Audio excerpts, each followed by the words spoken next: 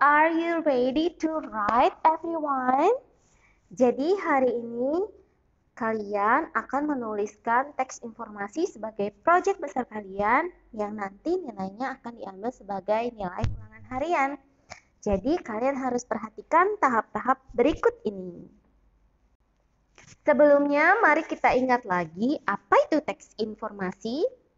Jadi, teks informasi adalah teks yang berisi tentang penjelasan dan pemberitahuan mengenai suatu hal. Biasanya, teks informasi menyajikan informasi penting agar orang lain tahu tentang informasi tersebut.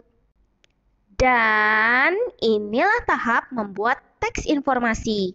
Yang pertama, kita harus menentukan tema, lalu yang kedua kita menentukan judul, yang ketiga kita menuliskan aspek tanya, yang keempat kita menuliskan ide pokok per paragraf, lalu kita mengklasifikasikan aspek tanya. Yang kelima, kita menuliskan kalimat utama, dan yang terakhir kita menuliskan kalimat penjelas. Pembahasannya seperti ini. Yang pertama, kita harus menentukan tema. Tema adalah ide pembahasan. Tema biasanya lebih luas dan bersifat umum. Contoh tema yaitu pendidikan, kesehatan, transportasi, keragaman Indonesia.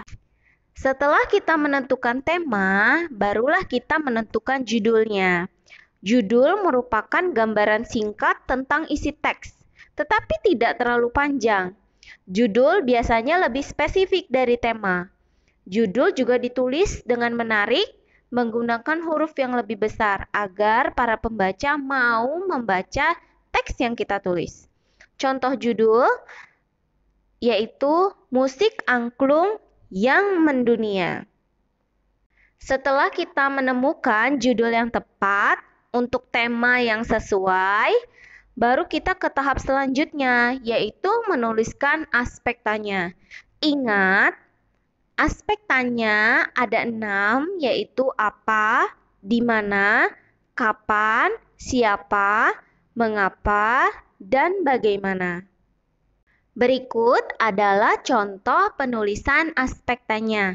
Jadi sebelum kita menulis lebih lanjut, kita membagi terlebih dahulu menjadi 6 bagian yang terdiri dari apa, di mana, siapa, kapan, mengapa, dan bagaimana.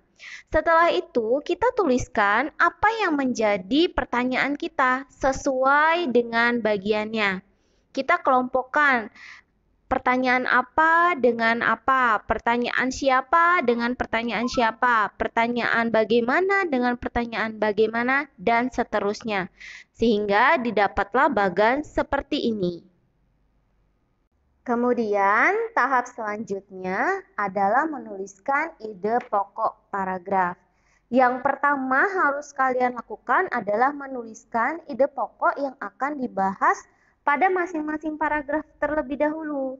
Setelah itu, barulah kita mengklasifikasikan kata tanya yang sudah dibuat ke dalam ide pokok paragraf yang sesuai. Jadi ada 2 tahap di nomor 4 ini. Contohnya, kalimat yang dilingkari adalah ide pokoknya. Ini yang akan kita tuliskan terlebih dahulu. Setelah itu, barulah kita mengklasifikasikan aspek tanya yang sudah kita tuliskan sebelumnya. Contohnya, ide pokok di paragraf pertama adalah asal-usul angklung. Nah, pertanyaan mana yang sesuai dengan ide pokok tersebut? Didapatlah apa itu angklung, apa bahan utama angklung, siapa yang pertama kali membuat angklung, siapa yang boleh memainkan angklung, dan kapan angklung ditemukan. Jadi dalam tahap ini kita mengklasifikasikan kembali aspek tanya yang sudah kita buat sesuai dengan ide pokok per paragraf. Tujuannya agar masing-masing paragraf fokus kepada pokok pembahasan yang telah ditentukan. Kemudian untuk tahap kelima dan keenam akan bersambung di pertemuan berikutnya. Jadi sampai bertemu kembali di pertemuan selanjutnya.